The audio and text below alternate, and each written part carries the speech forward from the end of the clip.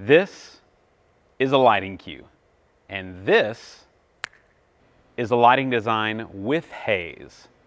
Quite the difference. And today I want to talk to you about 4 keys to achieving great haze in your space.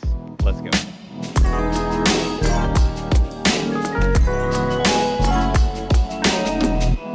Well, welcome back to the channel. Today is going to be a good one as we talk about haze. This is not going to be a theology of haze and my beliefs in defending why we need to use haze or why you can use haze in a worship service. This is going to be more how to get the best results out of your hazer. So the first tip that I'm going to give you, the first key, is choose the right hazer. There's so many hazers out there, and I think for many of us, whenever we first get into it, we want to go with like the most budget-friendly option that we can find, and I understand that, and I did the same thing to an extent. We had a hazer called the Chauvet Am-Haze 2 for a while. It was a water-based hazer, and it's kind of like a upper-level entry hazer. I think it was about $600, and it just did not give us the results that we were looking for. And the problems that you're going to receive with a low-end hazer, something sub $500, sub $600, is that it's going to be just really cloudy and more like a fog machine type thing.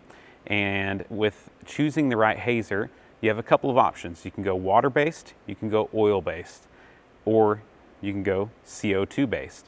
Now, it's kind of like this. At the top of the level is CO2. CO2 are going to be your MDG atmospheres, your pea soup, some of those, and they're pricey. I'm talking like $5,000. Then you have your oil-based hazers like the DF50, which is a great, amazing hazer. We've used that in this space a lot. But there's some drawbacks to using that week in and week out. People say it can leave residue and cause other issues with projectors and lights over time. But the hang time is amazing, similar to what the CO2-based hazers can do. But for most of us, we're going to be living in the water-based haze area. So my recommendation for a semi-pro upper-level water-based hazer is the one we're using, called the Ultratec Radiance.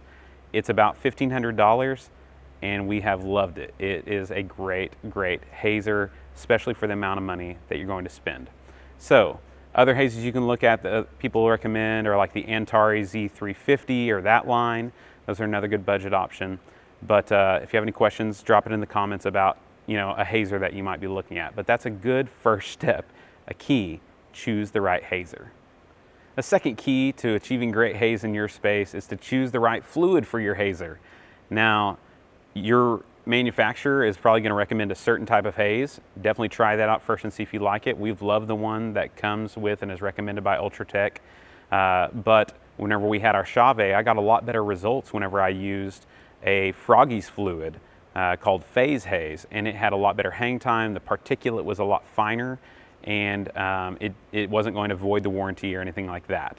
So check out what kind of fluid is best recommended to get that fine particles in the air with the best hang time. All right, and the third and probably biggest, most important key to achieving great haze is your dispersion and air circulation of the haze.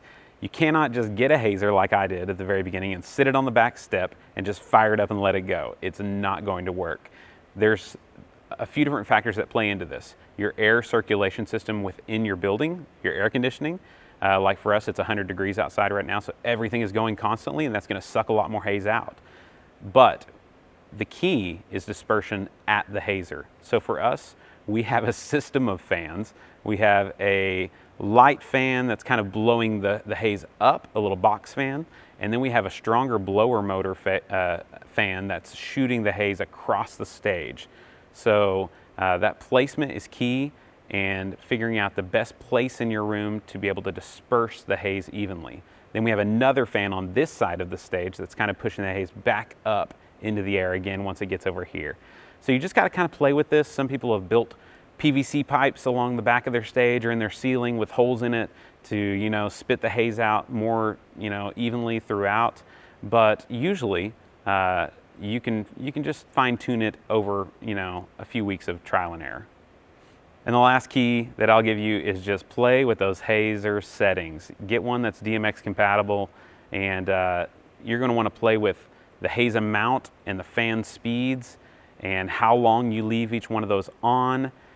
for your setting, you're gonna have to find what looks best. If you want the haze to disappear for the sermon, like us, we're cutting off the haze about as the last song is beginning, because we know it's gonna hang for about 10 to 15 minutes, and then it's gonna, kind of fall out, and you won't be noticing it once the house lights are coming up. But play with that. Don't just sit there and throw it on 100%, because that's just not how they're made to be used. And so, check those settings, dial it in, and save a preset that you can always just go to when you're setting up your lights each week. So let me know in the comments, what kind of hazer are you using in your church, if you're using one currently? Do you have any other tips that you'd give? I love the way that haze helps the lighting looks translate in the room. It just takes your lighting to a whole nother level.